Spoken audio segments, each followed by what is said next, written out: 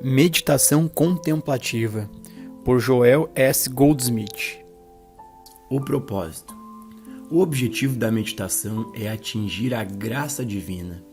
Uma vez alcançada, ainda que em uma pequena medida, ela assume a nossa experiência, vive a nossa vida, realiza as coisas que dependem de nós, retifica os lugares tortuosos. Não mais vivemos somente de pão, mas por esta graça interior. Os efeitos concretos da graça aparecem em forma de relacionamentos satisfatórios, suprimentos abundantes, negócios bem-sucedidos e esforços criativos. A graça interior deve vir a nós antes que as coisas deste mundo nos sejam acrescentadas. Mas nunca podemos receber a graça de Deus a fim de possuir alguma pessoa ou coisa, ou para chegar a algum lugar.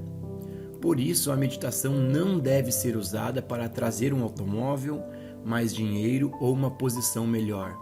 Sua finalidade é perceber Deus. Nela, Deus se revela como a vida do ser individual, a personificação de todo o bem. Adquirindo a experiência de Deus, nosso bem surge, seja qual for a necessidade. Falhamos na tentativa de conseguir algo que não seja Deus. Deus em si é o bem. As orações ou meditações por coisas materiais ou por pessoas não podem ser respondidas por um Deus do Espírito. Tal objetivo anula o propósito da meditação. As Escrituras nos dizem que o homem natural não compreende as coisas de Deus. Quem é o homem natural senão o ser humano, o filho pródigo, ainda mergulhado na consciência material, rezando para que sua materialidade possa se tornar um pouco melhor, um pouco mais rica, ou um pouco mais ou um pouco menos? Oramos para ser mais gordos ou mais magros. Oramos para ter mais dinheiro, raramente ter menos. Embora essa possa ser uma oração muito espiritual. A questão é que pedimos melhoria ou aumento da mesma materialidade da qual Deus não tem conhecimento e, consequentemente, essa oração não é atendida.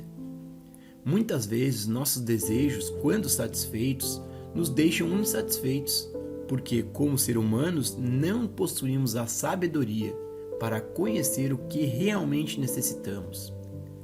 É o Pai interior que é toda sabedoria e todo amor. Para ser eficaz, a oração deve ser endereçada a um Deus do Espírito e, portanto, deve ser de natureza espiritual. Lembramo-nos disso toda vez em que voltarmos a Deus em meditação. Podemos medir a qualidade da nossa oração pelo grau de iluminação espiritual que estamos buscando e, a partir disso, saberemos se vamos ser atendidos ou não. Eu vim para que tenham vida e tenham em abundância.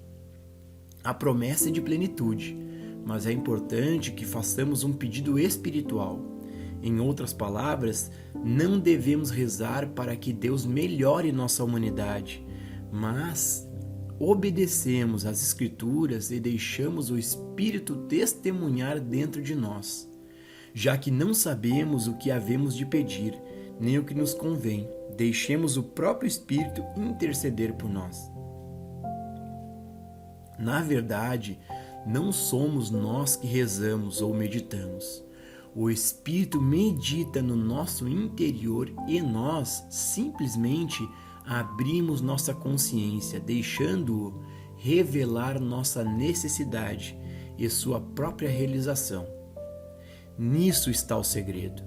É totalmente diferente de fazer um trabalho mental, declarar ou afirmar que isso ou aquilo deve passar neste exato momento. Pelo contrário, entrando em meditação, nossa atitude deve ser semelhante à do menino hebreu. Fala, Senhor, que o teu servo te ouve. Eis a verdadeira atitude para entrar em meditação. Abrir nossa consciência para Deus e deixá-lo realizar-se dentro de nós. Deixemos Deus proferir sua palavra dentro de nosso ser. Não nossas palavras, mas a palavra. Descobrimos que a palavra é rápida, certeira e poderosa. Para que ela possa operar no lugar para a qual é enviada, ela deve ser a palavra de Deus e não o nosso desejo. O verdadeiro aspirante no caminho espiritual não tem nenhum outro desejo que não seja a plenitude de Deus, a percepção de Deus, a experiência do Cristo. Como poderia haver uma necessidade não satisfeita se o Cristo está operando em nossa consciência? O Cristo deve cumprir-se. Apenas um desejo é legítimo, ou seja, a percepção da atividade do Cristo em nossa consciência. O Pai dentro de mim faz as obras.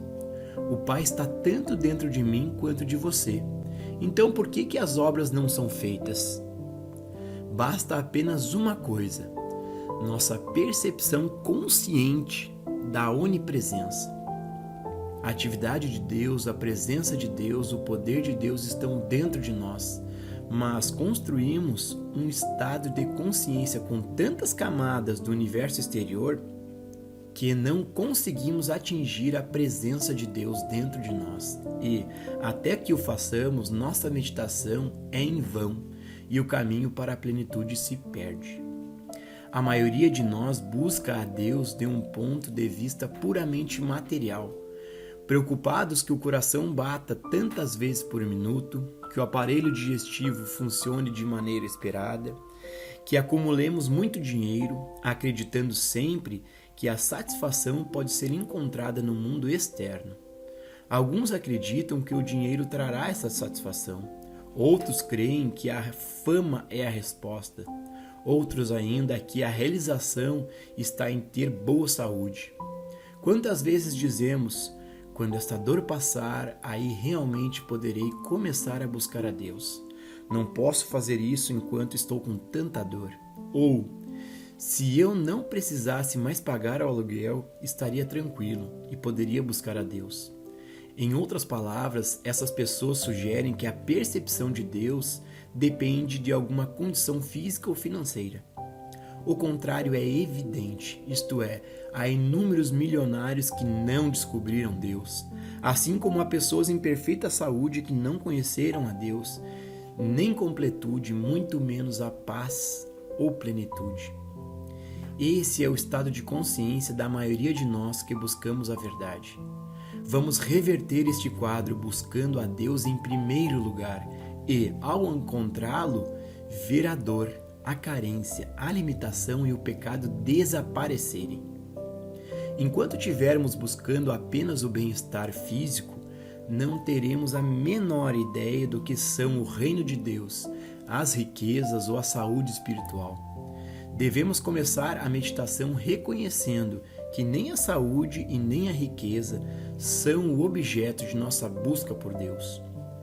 Qualquer desejo por coisas ou pessoas irá retardar nossa entrada no reino espiritual, mas a lembrança constante de que o objetivo que estamos buscando é a percepção de Deus abrirá o caminho até Ele. Nessa percepção, tudo nos é acrescentado, ou, para ser mais exato, encontramos tudo dentro de nós. É preciso perceber que não temos outro objetivo a não ser conquistar o reino de Deus e manifestar nosso ser espiritual. Porém, isso deve ser demonstrado, em primeiro lugar, para o nosso próprio desenvolvimento, e em segundo, como testemunho de que Deus é o ser individual e que esse estado de ser pode ser alcançado por todos aqueles dispostos a desistir do mundo, não se retirando para algum lugar remoto, mas abrindo mão dos desejos que o mundo desperta. Para os estudantes da sabedoria espiritual, o importante é: qual o melhor caminho, se é que existe algum, de se chegar à percepção de nossa verdadeira individualidade? Existe um atalho? Existe um caminho que leve à percepção de Deus, que possa ser trilhado e alcançado aqui na Terra? E a resposta é sim. O caminho é deixar de lado, sinceramente, todo desejo relativo a pessoas, lugares, coisas, circunstâncias ou condições e substituí-lo por apenas um: conhecer a Ti. E quem o conhecer verdadeiramente terá vida eterna. Vamos direcionar todo o nosso coração, alma e mente na percepção de Deus, em vez de algum tipo de bem. Quando atingimos essa compreensão, desfrutamos todas as coisas boas da vida, sem dela nos tornarmos escravos e sem medo de perdê-las. Ninguém pode perder sua riqueza, sua saúde ou sua vida assim que for tocado por Cristo. Então, que nossa oração seja: meu único desejo é conhecer-te. Apenas isso. Meu coração clama: Deus, abra-te, revela-te para mim. Eu não me importo se te revelas na riqueza ou na saúde, na pobreza ou na doença. Apenas quero que te reveles a ti mesmo. Em tua presença há segurança, paz e alegria. Por meio da meditação, buscamos a graça de Deus e nada mais que isso. Essa graça não é encontrada na mente humana, nem na paz que um mundo pode dar. Fazer declarações e ler livros sobre o assunto não a traz. Isso pode preparar-nos para recebê-la, mas é a meditação que nos eleva a um estado de compreensão espiritual, onde a graça divina se instala. Se o Espírito de Deus habitar em vós, então seremos filhos de Deus. Como seres humanos, estamos separados de Deus e por isso não estamos sob sua lei e não experimentamos as bênçãos da sua presença e do seu poder. É o Filho de Deus, sua imagem e semelhança espiritual, que habita no seio do Pai. Nós nos desviamos da casa de nosso Pai e desperdiçamos nossa substância divina ao buscarmos um sentido pessoal de eu. Agora, a fim de perceber nossa filiação divina com Deus, tomamos o caminho de retorno à casa do Pai, o mesmo percurso que o filho pródigo deve fazer, para que possamos ser cobertos com um manto e receber novamente a joia da adoção. Como nos tornamos filhos de Deus?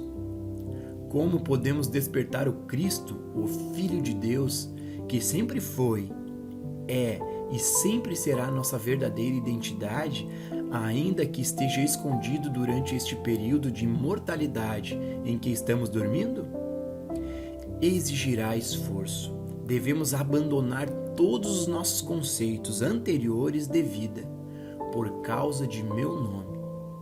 É preciso abandonar os prazeres do mundo material, deixar para trás todos os pensamentos, pessoas e atividades que nos afastam da nossa divindade e voltar para o Pai.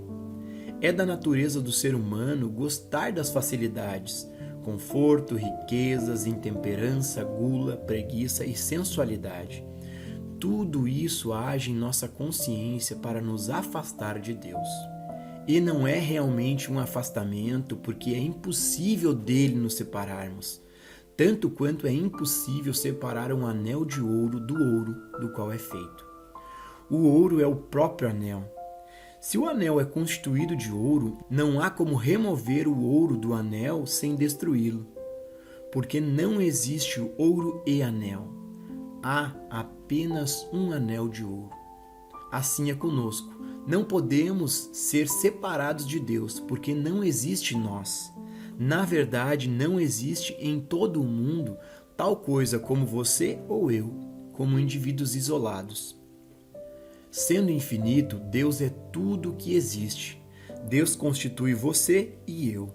Deus constitui nossa vida, mente, alma e ser, exatamente como o ouro constitui um anel. O ouro é a substância, o anel é a forma. Deus é a substância, o indivíduo é a forma pela qual ele aparece.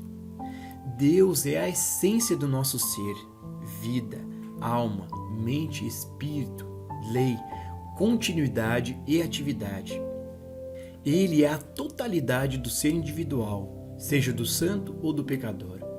O grau de santidade expresso por um indivíduo depende totalmente do grau de percepção consciente da sua unidade com o Pai. A capacidade para o pecado no indivíduo depende do grau de seu sentido de separação de Deus.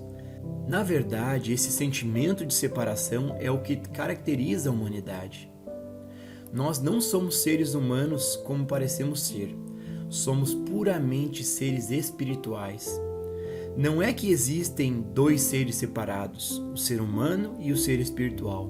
O que acontece é que o ser humano se ilude achando que há separação de Deus. Não podemos ser separados de Deus, mas podemos imaginar um sentido de separação dele.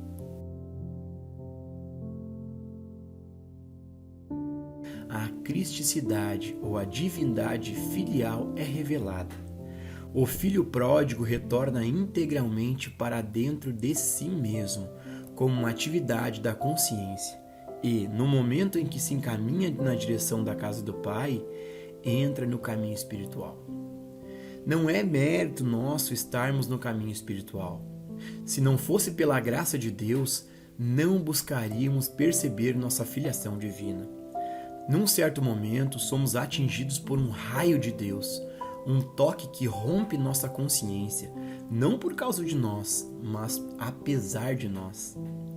A partir do momento em que o raio nos toca, o fim é inevitável e encontraremos o caminho que nos levará diretamente ao trono de Deus.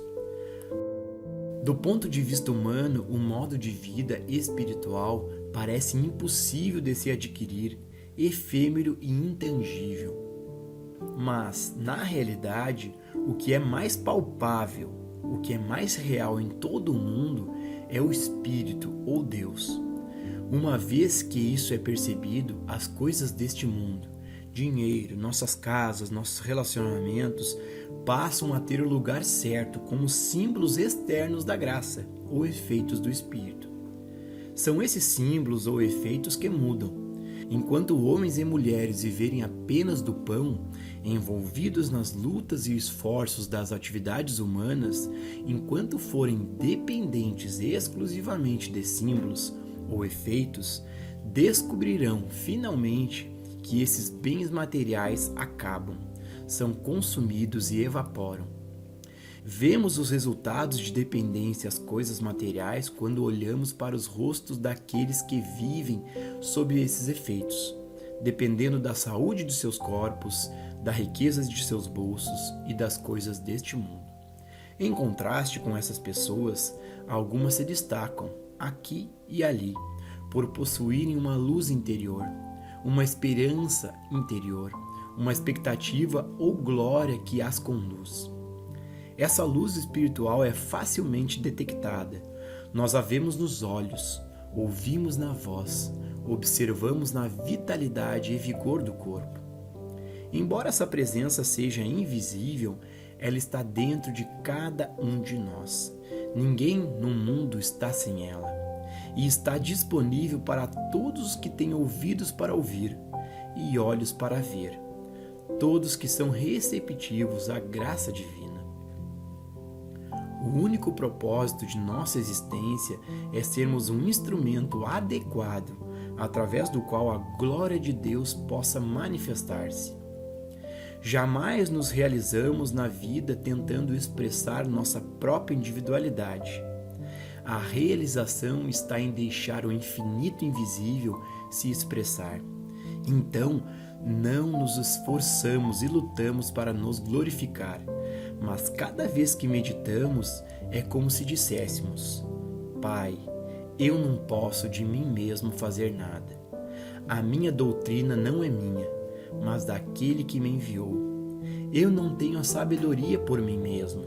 Pai, não tenho poder, não faço nenhum julgamento, não tenho saúde e não possuo nenhuma riqueza.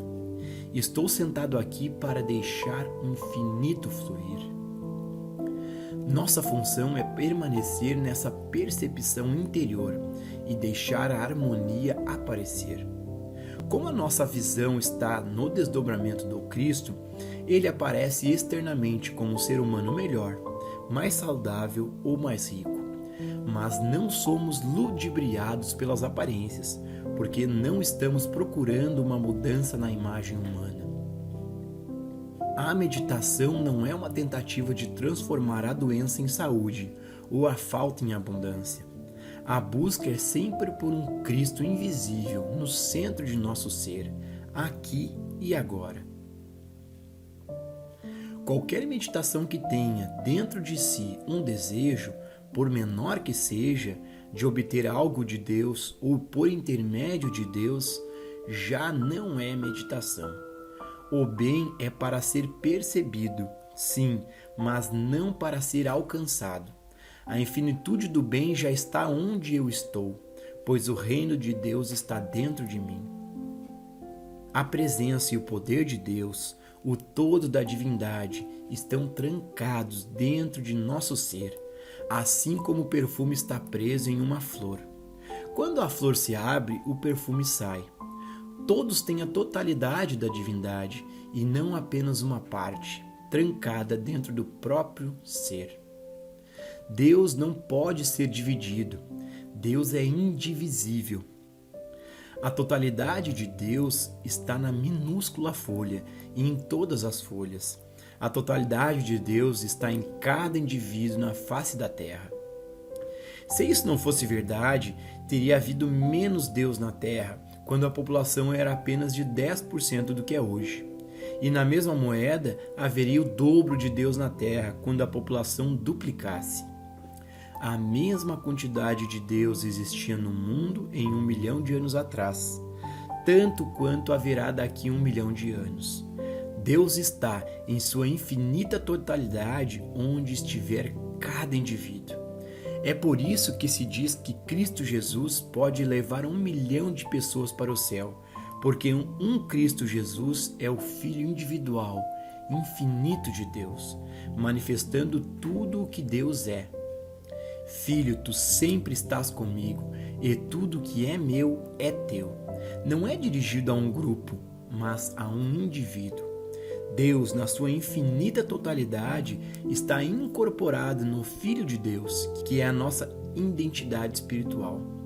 À medida que aprendemos a nos voltar para dentro e deixar esse perfume aprendido sair, esta atividade do Cristo, esta beleza de Deus torna-se visível.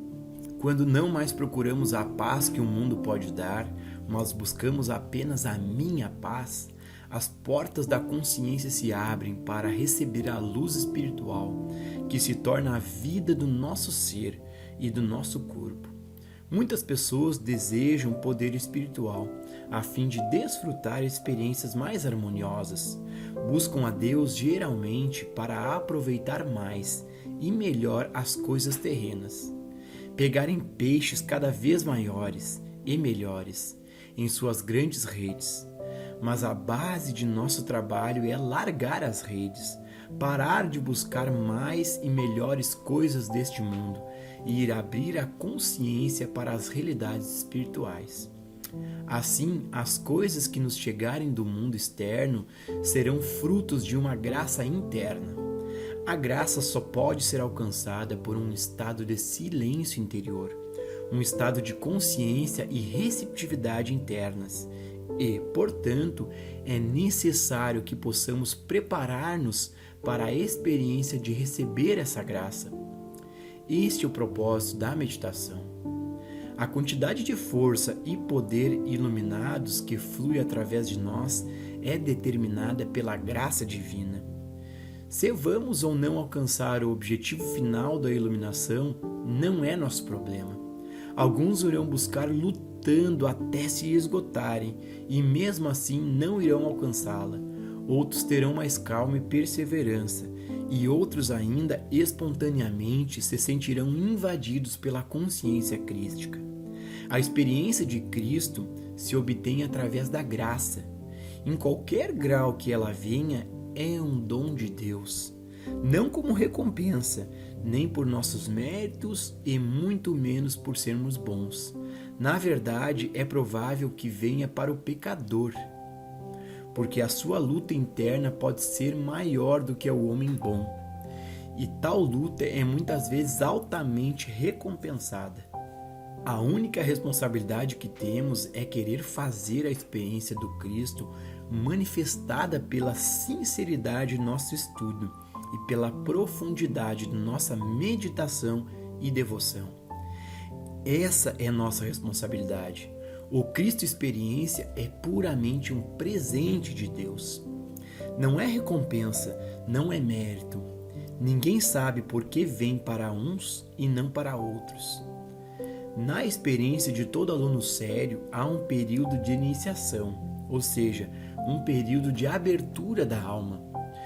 Pode ser alcançada por meio de algo que é ouvido, algo que é lido, ou pode vir pelo contato direto com a consciência de um mestre espiritual. Quando vem, o estudante não precisa mais de ajuda de fontes externas a si mesmo.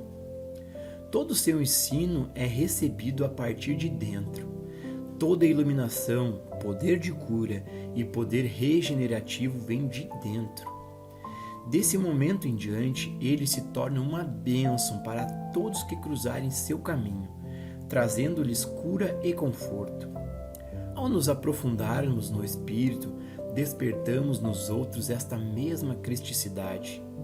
Eu, quando for elevado, atrairei todos a mim. Na proporção em que recebemos a luz espiritual, essa luz torna-se uma lei para aqueles que nos cercam. Todos que já se curaram através dos meios espirituais o fizeram pela luz de sua consciência.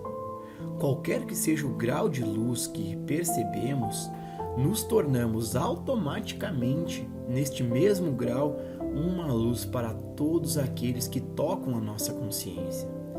Esse é o objetivo da meditação, que cada um possa atingir um grau maior dessa luz, por intermédio da experiência do Cristo. Uma vez que tenhamos alcançado esse contato com o nosso ser interior, nos libertamos. Não somos escravos de nenhum homem, nenhuma circunstância, nenhuma condição. Somos livres em Cristo, e então podemos dizer: Cristo vive em minha vida. Que diferença faz se há ou não períodos de depressão ou prosperidade, de inundações ou seca? Cristo vive minha vida. Ele me conduz junto a águas tranquilas.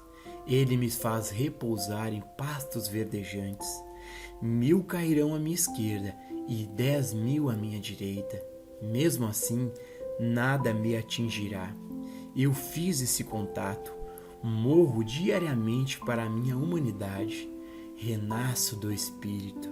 Sou guiado, dirigido, alimentado, mantido, sustentado, curado e salvo por esta luz interior, essa iluminação interior. O segredo é o despertar do Cristo adormecido, e esse é o objetivo da meditação.